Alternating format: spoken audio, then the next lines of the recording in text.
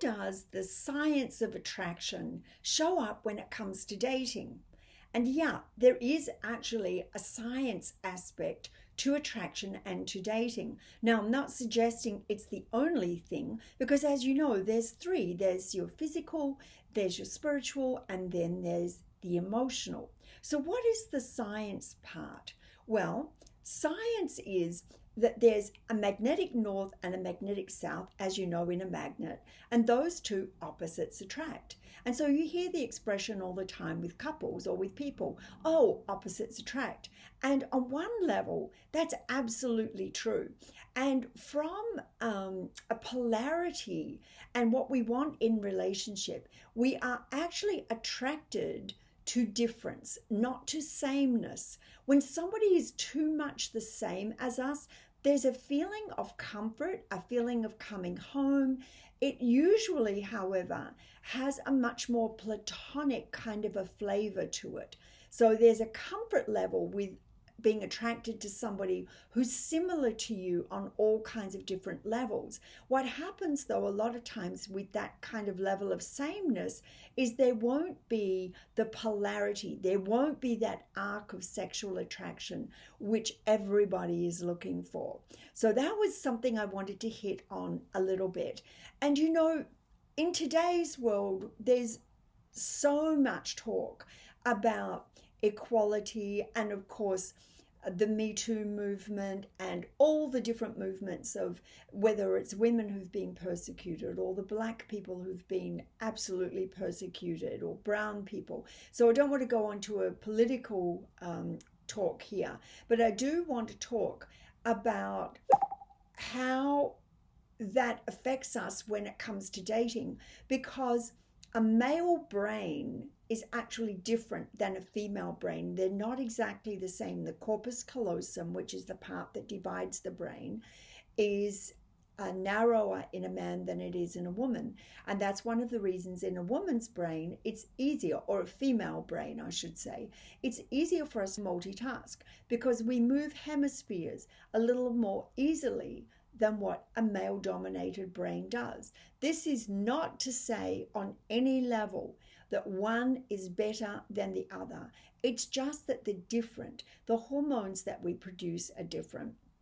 When a male body has a sexual experience, climaxes, they create oxytocin, which is the bonding hormone, for about 30 seconds, and then it's gone. They fall asleep a lot of times, and that bonding feeling is over. With the feminine body and the way that the feminine hormone system works, we make oxytocin for up to 2 days. And so the difference is that our ability and our wanting to bond is a lot stronger. And again, I want to be really clear that this is not about my preference. This is not me just making things up. This is actually the science behind it. So that's one of the reasons we need to be a little bit cognizant of having super casual sexual experiences if you are going to start bonding with people that are not really interested in bonding with you back. I have no judgment about how many partners and how often and how many people. You do whatever makes you feel happy, so long as you're in integrity with yourself and your integrity with other people. That's not my place. But if you're looking for a long-term relationship, it's kind of important that you get the chemistry aspect at least to a place where you understand it.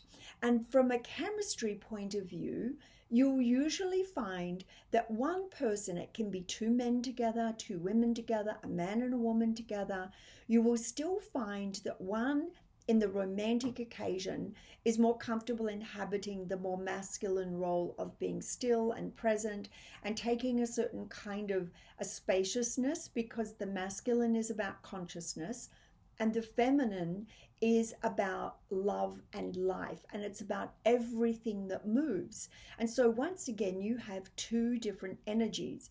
We all have both masculine and feminine energies inside of us.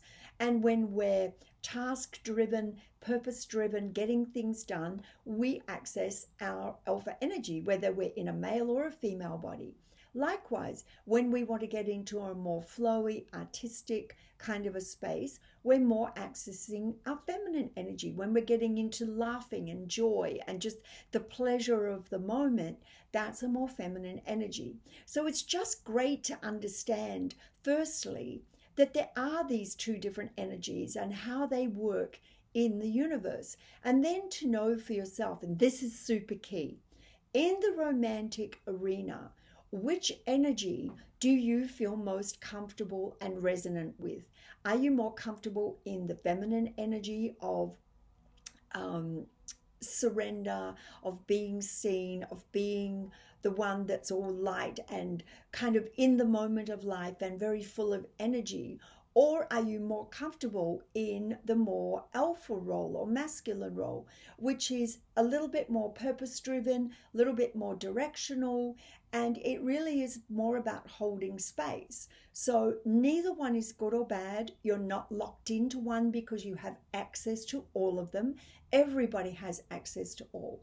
It's just in the romantic sexual occasion, most of us have got a preference. And so once you understand your preference, you then understand who is likely to be a better match for you in terms of your attractiveness and attraction too. So that's a little tidbit for today. I'm just kind of scratching the surface on some of these things. And I want to send you all love and light. Please look to follow me on Bella Marie, can't get my name out, Bella Marie Lane on either Instagram or Facebook. I'll see you soon. Bye, you guys.